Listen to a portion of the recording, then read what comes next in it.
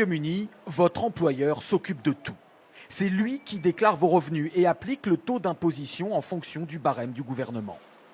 Ici, l'impôt prélevé à la source ne date pas d'hier. Il a même été instauré en pleine Seconde Guerre mondiale en 1944 par le HMRC, les très officiels impôts de Sa Majesté.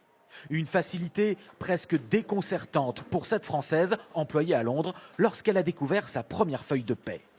C'est uniquement une page recto, aucun verso.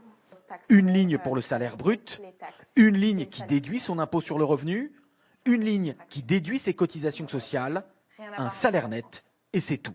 Ça me simplifie la vie pour être complètement honnête avec vous. Je n'ai pas à mettre de l'argent de côté de façon mensuelle pour payer mes impôts en fin d'année.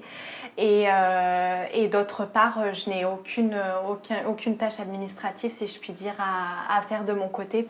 Comme elle, tous les salariés au Royaume-Uni ont leur impôt prélevé directement à la source.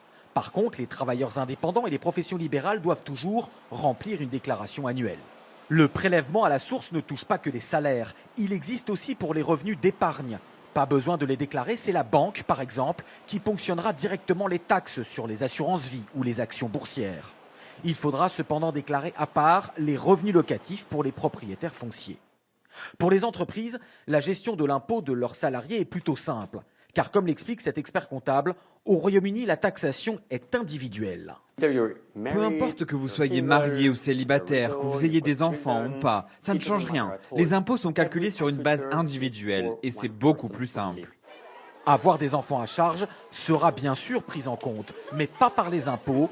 Il faudra séparément réclamer par exemple des allocations ou des aides sociales.